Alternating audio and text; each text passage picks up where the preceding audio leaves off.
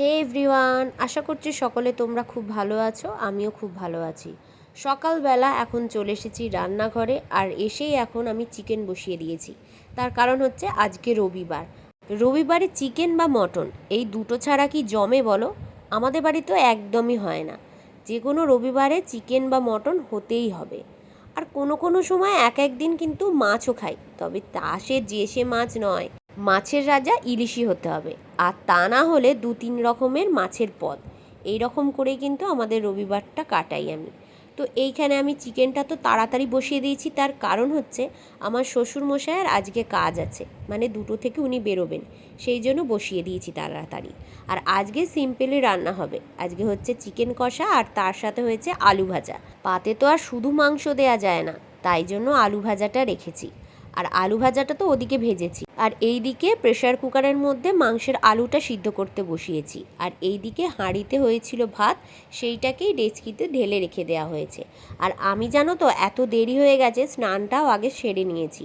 স্নানটা সেরে মাথায় যেহেতু শ্যাম্পু করেছি, সেই জন্য গামছাটা জড়িয়েই একদম নেমে পড়েছি। এ তো গেল রান্নার পাট। আর এই দিকে দুজনের ফুটো ওস্তাদগুলোর কাণ্ড কারখানা দেখো। পাখিটাকে যা খেতে দেবে, নিচে দিয়ে যা পড়বে, ও এরকম টেনে টেনে বার করে সেটা খাবে। এ এখন এইখানে উঠে বসে আছে। আর এই ফুটো ওস্তাদটা জানো আজকে পালাচ্ছিল, মানে খাঁচা থেকে বেরিয়ে গিয়ে একদম ঘুরছে সামনেটা। তাই জন্য বাপি কী করেছে, এই তালাটা কিনে এনে লাগিয়ে দিয়েছে।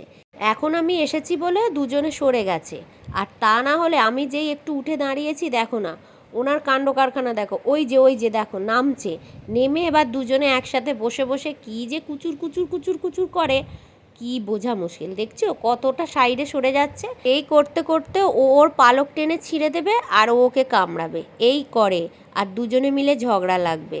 এইদিকে তো চিকেনটা বসিয়ে আমি ওদিকে চলে গিয়েছিলাম ওদের দুজনের ঝগড়া দেখতে। তারপরে এসে দেখছি চিকেনটা অনেকটাই কষানো হয়ে গেছে। এই কষানো এখন একটু তুলে রাখবো, কারণ এই চিকেন কষা আমি একটু খাবো। তারপরে বরমশাইয়ের তুলবো, তারপরে আলুগুলো ঢেলে একটু ঝোল করব, কারণ আমার একটু চিকেন কষাটা শুধু খেতেই ভালো লাগে, আর ভাতের পাতে একটু ঝোল ভালো লাগে। এই যে দেখো এই চিকেন কষাটা আমি এখন তুলে নিয়েছি। এইটা কিন্তু আমি এখন বসে বসে জমিয়ে কষিয়ে খাবো। আর এই ধরনের পিস আমার খেতে দারুণ লাগে। বেশ একটু চর্বি চর্বি থাকে, আর একটু বেশ মাংস মাংসও থাকে। তো এই যে দেখো আমি কিন্তু দালানে নিয়ে এখন চলে এসেছি, আর এই মাংসটা এখন খাবো। আর নুন ঝালটা দেখলাম ঠিকঠাকই আছে।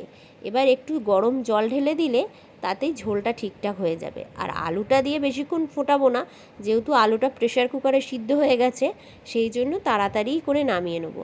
আর জানো তো সর্দির মুখে এরকম ঝাল ঝাল চিকেন কষা খেতে কিন্তু দারুণ লাগছিল আমার।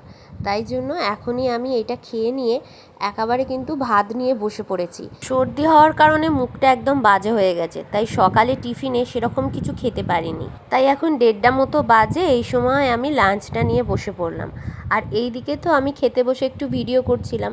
আর যেহেতু বরমশাইকেও বেড়ে দিয়েছিলাম, তাই জন্য ওকে বললাম আমার একটু ভিডিওটা করে দেবে।